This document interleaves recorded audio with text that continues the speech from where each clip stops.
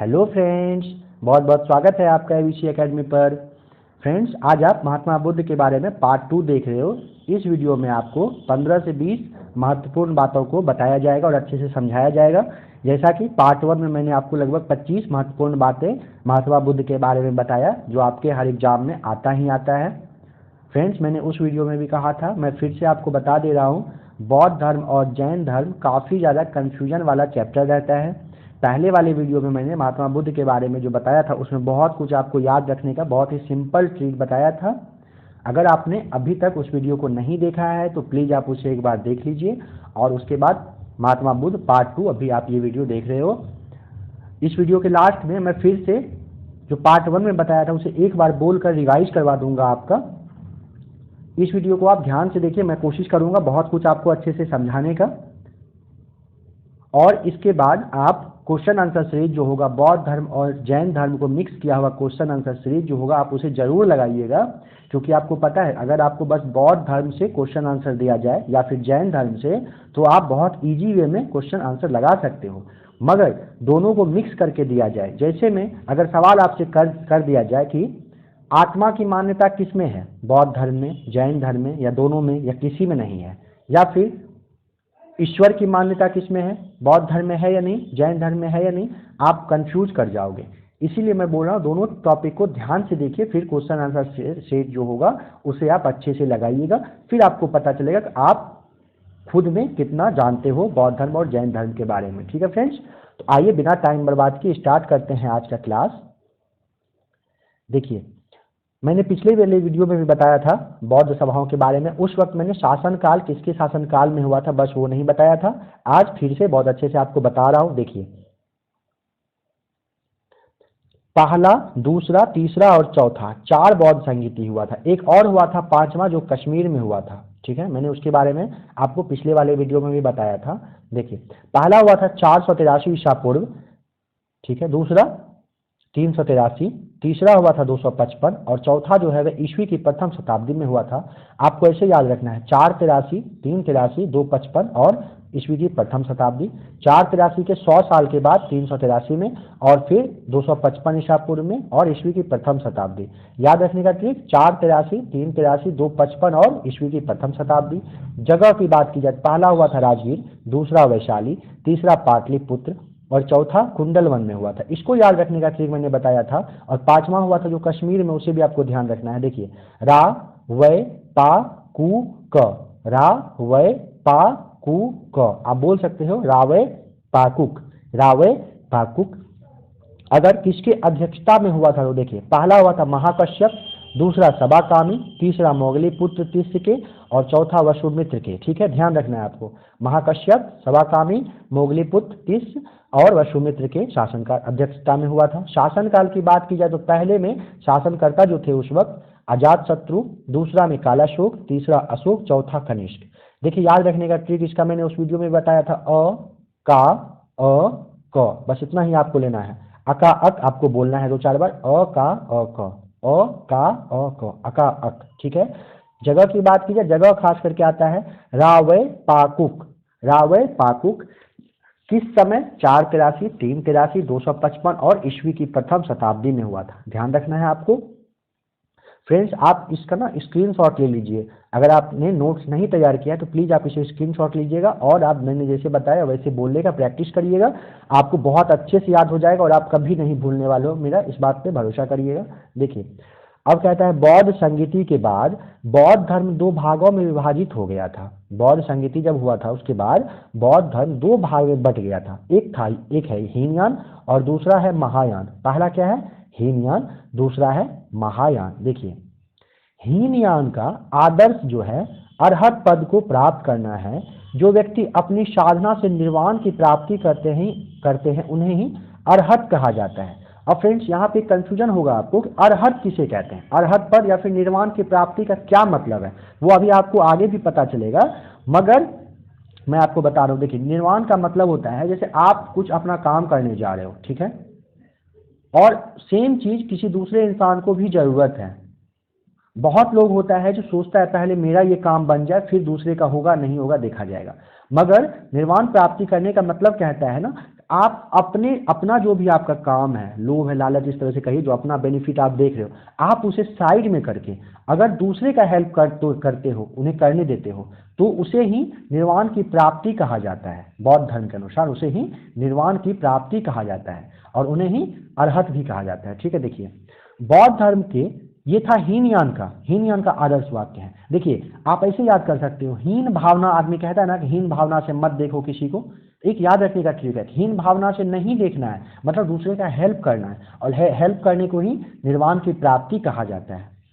बौद्ध धर्म के महायान, अब महायान के बारे में देखिए, संप्रदाय का आदर्श बोधिसत्व है। बोधिसत्व दूसरे के कल्याण को प्राथमिकता देते हुए अपने निर्माण में विलंब करते हैं। बोधिसत्व है, ठीक है, संप्रदाय का आदर्श क्या है? बोधिसत्व है, जिसमें कि दूसरे के कल्याण को प्राथमिकता देते हुए निर्माण में विलंब करते हैं, मतलब अपने काम में विलंब करते हैं। मैंने अभी बताया था आपको, निर्वाण उसे ही कहा जाता है। देखिए बौद्ध धर्म में सम्मिलित होने के लिए जो मिनिमम एज था वह कितना था? 15 साल। ध्यान रखना है आपको, कितना था? 15 साल, मिनिमम 15 साल। देखिए अब बात कर रहा है कि धार्मिक जुलूस के बारे में। धार्मिक जुलूस का जो सबसे पहले आरंभ हुआ था वह बौद्ध धर्म के द्वारा ही आरंभ किया गया था। बौद्धों का सबसे पवित्र त्योहार कौन सा है? वैशाख पूर्णिमा। वैशाख पूर्णिमा जो है बौद्ध धर्म में सबसे ज्यादा इंपॉर्टेंट माना जाता है, जिसे कि बुद्ध पूर्णिमा के नाम से भी हम लोग जानते हैं। आप जानते होंगे बुद्ध पूर्णिमा या वैशाख पूर्णिमा, बहुत जगह मेला वगैरह भी लगता है इसका। इसका महत्व इसलिए है कि बुद्ध पूर्णिमा के ही दिन बुद्ध का जन्म, ज्ञान की प्राप्ति और महापरिनिर्वाण की प्राप्ति हुई थी। मतलब उन्हें मृत्यु जो प्राप्त हुआ था, जन्म भी हुआ था उसी दिन, ज्ञान भी उसी दिन मिला, और महापरिनिर्वाण मतलब मृत्यु भी उनका उसी दिन हुआ था। किस दिन? बौद्ध पूर्णिमा, वैशाख, बुद्ध पूर्णिमा, वैशाख पूर्णिमा जिसे कहते हैं। देखिए अब है, बुद्ध के जो अनुयायी थे, मानने वाले थे, वो दो भाग में विभाजित थे। किसमें? कितना भाग में? दो भाग में। एक होता है भिक्षुक और होता है उपासक। कौन कौन सा? भिक्षुक और उपासक। देखिए दोनों के बारे में। भिक्षुक है बौद्ध धर्म के प्रचार के लिए जिन्होंने संन्यास ग्रहण किया, मतलब आप घर परिवार को छोड़ के आप अगर सन्यासी बन जाते हो तो आपको भिक्षुक कहा जाएगा। याद रखने का ट्रिक, आप सोचिए इसे, आप भिक्षा मांगकर खा रहे हो तो भिक्षुक बनोगे, सिंपल सा है। उपासक मतलब होता है, जैसे उपासक मतलब होता है फास्टिंग करना, उससे आप रिलेट करिए फास्टिंग करना। फास्टिंग आदमी कहाँ करता है? घर में रहकर भी करता है। तो देखिए जिसने गृहस्थ जीवन व्यतीत करते हुए बौद्ध धर्म को अपनाया, मतलब अगर आप घर में रहकर बौद्ध धर्म को मानते हो तो आप उपासक कहलाओगे। बौद्ध धर्म के रत्न है कितना? 3 है, त्रिरत्न है, बुद्ध, धम्म और संघ है। ध्यान रखना है, बुद्ध, धम्म और संघ। कौन कौन सा है? बुद्ध, धम्म और संघ। फ्रेंड्स मैं बहुत सारे बात को पहले वाले वीडियो में भी और इस वाले वीडियो में भी एक बात को 2 बार, 4 बार, 5 बार रिपीट किया हूँ। आप उस चीज़ से बोर फील मत करिएगा, बस मेरे साथ बने रहिएगा। मैं इसलिए बार बार कह रहा हूँ एक ही बात को, क्योंकि जब आप जैन धर्म पढ़ोगे और जब दोनों का मिक्सअप क्वेश्चन आंसर करोगे, मुझे पूरा 100% भरोसा है कि आपको बहुत ज़्यादा कन्फ्यूजन होगा, बहुत ही ज़्यादा कन्फ्यूजन होगा, इसमें कोई डाउट नहीं है। इसीलिए मैं एक बात को बार बार बोल रहा हूँ, आपको बस मेरे साथ ध्यान से बने रहना है। और एक बार बताना चाहूँगा फ्रेंड्स, अगर किसी वीडियो में कुछ थोड़ा बहुत मिस्टेक हो जाए, मैं जानबूझ के कुछ गलत बताने वाला नहीं हूँ। अगर ऐसा होता है ना कि बोलने के टाइम कुछ बात इधर उधर हो जाए, तो आप उस बात को लेकर ज़्यादा हाइपर मत होइएगा, ठीक है? क्योंकि देखिए मैं अपने वीडियो में, किसी भी वीडियो में एडिट वगैरह कुछ भी नहीं करता हूँ। मुझे जो वीडियो बनाना होता है बना के मैं अपलोड करता हूँ आप लोग के लिए। तो इसमें ऐसा नहीं है कि आधे घंटे का वीडियो है और 2 घंटे एडिट करने पे लगा रहा हूँ, बिल्कुल नहीं। अगर किसी वीडियो में कुछ गलती से गलत बुलाएगा, आप डिस्क्रिप्शन बॉक्स में चेक कर लीजिएगा, आपको वहाँ पे मेंशन किया हुआ रहेगा कि किस बात के बारे में मैंने क्या बताया था। ध्यान रखिएगा, और इस बात को लेके मैं चाहूँगा कि आप भी मेरा सपोर्ट करिएगा, ठीक है? बहुत सारे ऐसे भी आदमी हैं, टीचर हैं, जो बताते बहुत अच्छा है, मगर कुछ गलत होने पे वो इसे एडिट करने में, फिर से रिकॉर्ड करने में बहुत टाइम बर्बाद करते हैं। मेरे पास उतना करने के लिए उतना उसका वो नहीं, अरेंजमेंट नहीं मैंने किया है, और मुझे करना भी नहीं है। बस आप लोग ही हो, सपोर्ट करिएगा इस बात को लेकर। अगर किसी बात पे कोई चीज़ गलत मुंह से निकल जाए, गलत बोलने वाला नहीं हूँ, लेकिन वो मेंशन किया हुआ रहेगा डिस्क्रिप्शन में। देखिए अनिश्वरवाद के बारे में देखिए, अनिश्वरवाद मतलब जिसमें ईश्वर की मान्यता नहीं है के संबंध में बौद्ध धर्म और जैन धर्म में समानता है। बस ऐसे ध्यान रखना है, मतलब ईश्वर को कौन नहीं मानता है? बौद्ध धर्म भी नहीं मानता है और जैन धर्म में भी ईश्वर की मान्यता नहीं है।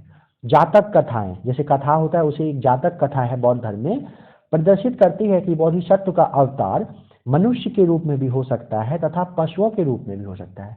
मतलब कौन सा कथा कहता है? जातक कथा कहता है। जातक कथा क्या कहता है कि भगवान बुद्ध का जो अवतार है मनुष्य और पशु के दोनों के रूप में हो सकता है। आगे देखिए नंबर 35 कहता है बोधिसत्व के रूप में पुनर्जन्मों की दीर्घ श्रृंखला के अंतर्गत बुद्ध ने शाक्य मुनि के रूप में अपना अंतिम जन्म प्राप्त किया। शाक्य मुनि के रूप में, किस रूप में? शाक्य मुनि के रूप में अंतिम जन्म प्राप्त किया। मगर इसके उपरांत मैत्रेय, एक नाम आएगा, कौन सा? मैत्रेय। अभी आने वाले, हो सकता है कहीं आ भी चुके होंगे या अभी आएंगे, मैत्रेय और अन्य कुछ नाम से भगवान बुद्ध फिर से आने वाले हैं धरती पर। ये यहाँ पे कहने का यहाँ पे यही मतलब है। कौन से रूप में? मैत्रेय रूप में, ध्यान रखना है आपको। और ये भी आपको देख लीजिए, मैं रिवाइज करवाऊंगा। वैसे देखिए सर्वाधिक बुद्ध मूर्तियों का निर्माण की बात की जाए तो गांधार शैली के अंतर्गत किया गया था। सबसे ज्यादा बुद्ध की मूर्तियों का निर्माण गांधार शैली के अकॉर्डिंग, किसके? गांधार शैली। ध्यान रखना है आपको, किस शैली के? गांधार शैली के अकॉर्डिंग किया गया था। अब देखिए बुद्ध की प्रथम मूर्ति, पहला मूर्ति के बारे में बात किया जा रहा है, इंपॉर्टेंट क्वेश्चन है। संभवतः कह रहा है कि मथुरा कला के अंतर्गत ही बनी थी। भगवान बुद्ध की प्रथम मूर्ति संभवतः मथुरा कला के अंतर्गत ही बनी थी। देखिए तिब्बत, भूटान और पड़ोसी देशों में बौद्ध धर्म का प्रचार पदम संभव, जिसे गुरु निरपाच कहा जाता है, ने किया। ठीक है, किसने किया? पदम संभव ने किया। ध्यान रखना है। पर देखिए बौद्ध धर्म का प्रचार प्रसार करना सबसे संभव नहीं हो सकता, ऐसे समझिए आप। तो जो बहुत हार्ड, मतलब सोच लेते हैं मुझे संभव करके ही दिखाना है, उन्हीं से ये चीज संभव हुआ। अलग अलग देशों में जाके वे प्रचार किए। किसने किए? पदम संभव ने किए थे। ठीक है, देखिए बौद्ध धर्म के वज्रयान शाखा से था। इनका संबंध किससे है? बौद्ध धर्म के वज्रयान शाखा से था। कहता है कि इनकी 123 फीट की ऊंची मूर्ति, कितने फीट की? 123 फीट की ऊंची मूर्ति कहाँ पर है? हिमाचल प्रदेश में है। हिमाचल प्रदेश को याद रखने का ट्रिक पता है? ऐसे याद रखिए कि हिमाचल प्रदेश में हिम यानी बर्फ बहुत ऊंचाई तक रहता है। कितना? 1, 2, 3 फीट ऊंचा, 1, 2, 3 फीट ऊंचा, यानी 123 फीट ऊंचा। और रेवाल सर झील में है। कहाँ पर है? रेवाल सर झील में है। ठीक है फ्रेंड्स, देखिए आगे देखिए निर्वाण बौद्ध धर्म का परम लक्ष्य है, जिसका अर्थ है दीपक का बुझ जाना, अर्थात जीवन मरण चक्र से मुक्त हो जाना, मतलब मोह माया से मुक्त हो जाना। बुद्ध ने निर्वाण प्राप्ति को सरल बनाने के लिए 10 शीलों पर बल दिया। ठीक है, देखिए वो क्या क्या है। और एक सबसे पहले आप नीचे यहाँ पे देखिए, गृहस्थों के लिए केवल 5 शील, गृहस्थ मतलब जो घर में रहकर बौद्ध धर्म को मानते हैं उनके लिए बस 5 बातें, और भिक्षुकों के लिए 10 शील अनिवार्य था। देखिए मैं यहाँ पे बता रहा हूँ, ये जो ऊपर का 5 लाइन आप देख रहे हो, 5 पॉइंट, ये है जो आप घर में अगर रह के करते हो, मानते हो, तो आपको ये मानना जरूरी है। और अगर आप भिक्षुक बन जाते हो, घर परिवार सब कुछ मोह माया छोड़ देते हो, तो आपको 10 बात को मानना पड़ेगा। तो देखिए क्या क्या है। अहिंसा, सत्य, अस्त्य मतलब चोरी न करना, अपरिग्रह मतलब किसी प्रकार की संपत्ति नहीं रखना, और मद्य सेवन नहीं करना। छठा देखिए असमय भोजन न करना, सुखप्रद बिस्तर पर नहीं सोना, धन संचय न करना, स्त्रियों से दूर रहना, और नृत्य गान से आदि से भी दूर रहना। ये 10 बात बौद्ध धर्म में माना जाता है। देखिए बुद्ध के जन्म एवं मृत्यु की तिथि को चीनी परंपरा के कैंटोन अभिलेख के आधार पर निश्चित किया गया है। मृत्यु, जन्म और मृत्यु का जो तिथि आपने देखा, उसे किस आधार पर रखा गया है? तो चीनी परंपरा के कैंटोन अभिलेख। कौन सा अभिलेख? कैंटोन अभिलेख। मतलब ऐसे ध्यान रखिए कि चीनी आप कैंटीन से लाते हो तो कैंटोन अभिलेख हो गया। चीनी कहाँ से ला रहे हो? कैंटीन से, यानी कैंटोन से। उसी के आधार पर माना गया है। अब देखिए बुद्ध के जीवन से संबंधित बौद्ध धर्म के प्रतीक, अगर इन सारे बातों को आपको दिखाया जाए तो आपको उसका मतलब समझ जाना पड़ेगा कि क्या कहना चाह रहा है। अगर आपको कमर एवं शान दिखा रहा है तो आपको समझना है कि उनके जन्म के बारे में बात किया जा रहा है। अगर घोड़ा दिखा रहा है तो गृह त्याग, सोचिए ऐसे कि घर जो वो छोड़े थे, घोड़ा पर चढ़ के गए थे तो गृह त्याग हुआ था।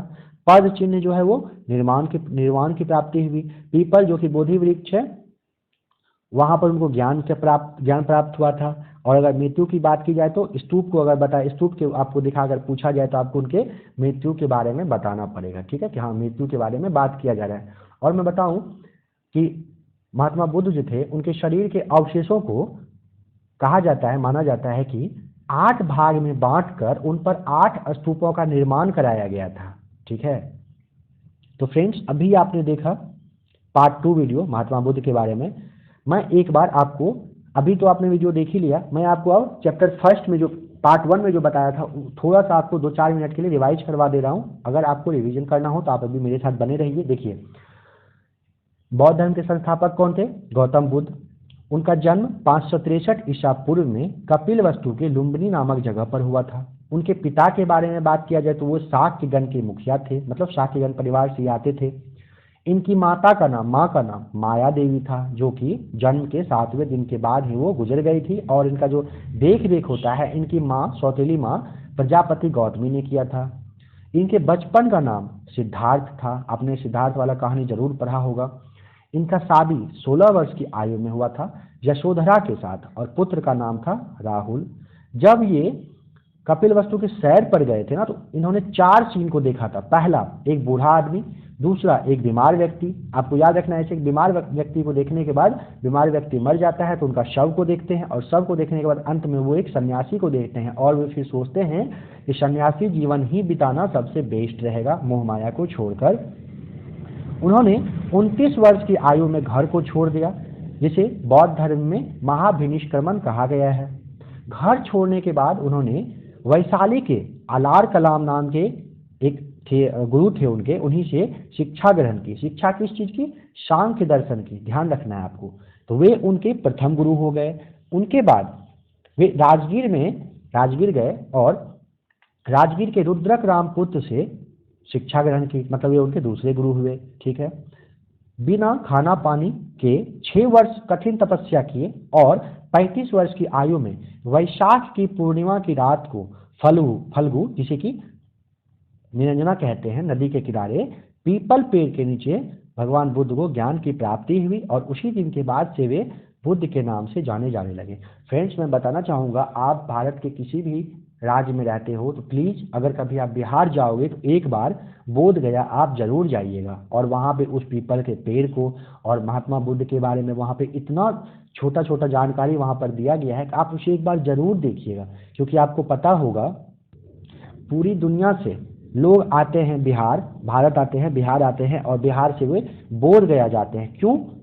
बस भगवान बुद्ध के उस पीपल के पेड़ को देखने के लिए, वहाँ पे प्रणाम करने के लिए। ठीक है, वो बहुत ही अच्छा जगह है। अगर आप भारत में हो और भारत से जब आप बाहर जाओगे और उस देश के आदमी अगर आपको बोलेंगे कि हाँ मैं तुम्हारा देश इंडिया गया था, आपका देश इंडिया गया था और वहाँ से बिहार गया था, बोध गया, स्पेशली गया था, तो आपको फील होगा कि आखिर वहाँ पे क्या था जो मैं नहीं जा पाया।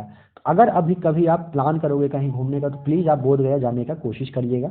मैं ज़बरदस्ती नहीं कह रहा हूँ, अगर पॉसिबल होगा तो आप एक बार जाइएगा, आपको बहुत अच्छा लगेगा। ठीक है, और आपको प्राउड फील करना चाहिए पूरा इंडिया वाले को, पूरा बिहार वाले को, कि हाँ महात्मा बुद्ध भारत के थे, बिहार के थे, और वे पूरा एशिया, उस लाइट ऑफ एशिया कहा जाता है। ठीक है, मतलब इन्हें एशिया का जो है ज्योतिपुंज भी कहा जाता ही है। तो ये बहुत ज़्यादा इंपॉर्टेंट है, मतलब वैल्यूएबल बात है, आपको ध्यान रखना है इस बात को। देखिए आगे देख लीजिए, बुद्ध ने अपना पहला उपदेश सारनाथ में दिया था, जिसे बौद्ध ग्रंथों में क्या कहा गया था? धर्म चक्र प्रवर्तन कहा गया था। अब है, उन्होंने जब अपना उपदेश दिया तो वो किस भाषा में दिए थे? तो उन्होंने पाली भाषा में दिए। किस भाषा में? पाली भाषा में। उन्होंने अपने उपदेश सबसे ज्यादा की बात की जाए तो कौशल, वैशाली, कौशाम्बी में दिए थे। कहाँ पर? कौशल, वैशाली और कौशाम्बी में दिए थे। अगर सब मतलब ये उपदेश सबसे ज्यादा वहाँ पे दिए थे, और भी बहुत राज्य में दिए थे, मगर ये 3-4 जो है काफी मतलब ज्यादा इंपॉर्टेंट लगता है, जो आपके एग्जाम में आता है। और उन्होंने अपना सबसे ज्यादा उपदेश अगर किसी एक जगह की बात की जाए तो कौशल, जो मैंने बताया, कौशल देश की राजधानी श्रावस्ती में ही उन्होंने दिया था। उनका जो प्रमुख अनुयायी शासक था बिंबिसार, प्रसेनजीत और उदयन था। ठीक है, उनकी मृत्यु 80 वर्ष की एज में हुई थी। कब? 483 ईसा पूर्व में। देखिए, उनका जन्म हुआ था 563 ईसा पूर्व, बहुत ही सिंपल है, 563 ईसा पूर्व, और मृत्यु 483 ईसा पूर्व में, यानी वो 80 साल तक जीवित रहे। कहाँ पर हुआ था? तो कुशीनारा में। कुशीनारा कहाँ है? देवरिया में है। देवरिया कहाँ है? तो उत्तर प्रदेश में, ध्यान रखना है। उनकी मृत्यु कैसे हुई थी वो आप जानिए। चुंद द्वारा भोजन जब दिया गया उन्हें, भोजन करने के बाद ही उनकी मृत्यु हुई थी। और उनके बौद्ध धर्म में इस बात को महापरिनिर्वाण कहा गया है। क्या कहा गया है? महापरिनिर्वाण कहा गया है। ठीक है, बुद्ध का मैंने अभी बताया था जन्म और मृत्यु का जो तिथि है उसे चीनी परंपरा के कैंटोन अभिलेख के आधार पर ही उसे फिक्स किया गया है। ठीक है फ्रेंड्स, बौद्ध धर्म में ईश्वर की मान्यता नहीं है। इसमें आत्मा की भी मान्यता नहीं है, मगर पुनर्जन्म की मान्यता है। ध्यान रखना है, ईश्वर को नहीं मानना है, आत्मा को नहीं मानना है, बस क्या, जन्म को मानना है। और आपको मैंने बताया था कि जन्म महात्मा बुद्ध का फिर से होने वाला है। ठीक है, बुद्ध के अनुयायी दो भागों में बटे, किसमें, भिक्षुक में और उपासक में। ठीक है माफ कीजिएगा फ्रेंड्स, मैंने बताया था चतुर्थ जब बौद्ध संगीति हुआ था, चतुर्थ कब हुआ था, ईस्वी की प्रथम शताब्दी कुंडल वन में हुआ था, वसुमित्र जो कि अध्यक्ष थे, और कनिष्क के शासनकाल में हुआ था। चतुर्थ बौद्ध संगीति के बाद ही बौद्ध धर्म दो भागों में बटा था, हीनयान और महायान में। किसमें, हीनयान और महायान में वो बट गया था। और एक बात आप जान लीजिए, जो अभी जस्ट मैंने बताया था कि धार्मिक जुलूस का जो आरंभ होता है वो सबसे पहले बौद्ध धर्म में ही किया गया था। ठीक है, उनका सबसे पवित्र त्योहार कौन सा होता है, वैशाख पूर्णिमा, जिसे बुद्ध पूर्णिमा के नाम से भी आप जानते हो। और इसका महत्व, सवाल आएगा कि इसका महत्व इसलिए क्यों है, सवाल नहीं आएगा, मगर आप जान लीजिए इस बात को, क्योंकि बुद्ध पूर्णिमा के दिन बुद्ध का, भगवान बुद्ध का, महात्मा बुद्ध का जन्म, ज्ञान की प्राप्ति और महापरिनिर्वाण यानी मृत्यु हुई थी। तो फ्रेंड्स, आपने अभी देखा बौद्ध धर्म पार्ट 2, बौद्ध धर्म मैंने पार्ट 1 पार्ट 2 करवा दिया। अब आप जैन धर्म को भी एक बार अच्छे से देखकर क्वेश्चन आंसर जरूर लगाइएगा। मैं फिर से कहना चाहूँगा फ्रेंड्स, मैं किसी भी वीडियो में एडिट या कुछ भी नहीं करता हूँ, जो मैं नॉर्मल हूँ बस वैसा ही आपके सामने हूँ। अगर कहीं कुछ गलती होगा तो आप उसे मेंशन मत करिएगा, कमेंट करिएगा, मैं ज़रूर उसे डिस्क्रिप्शन में मेंशन करूँगा, कोशिश करूँगा मैं खुद से करने का, अगर कुछ मेरे से गलत बोलने के टाइम में बोला जाए। ठीक है फ्रेंड्स, वीडियो देखने के लिए फ्रेंड्स बहुत बहुत धन्यवाद, थैंक्स।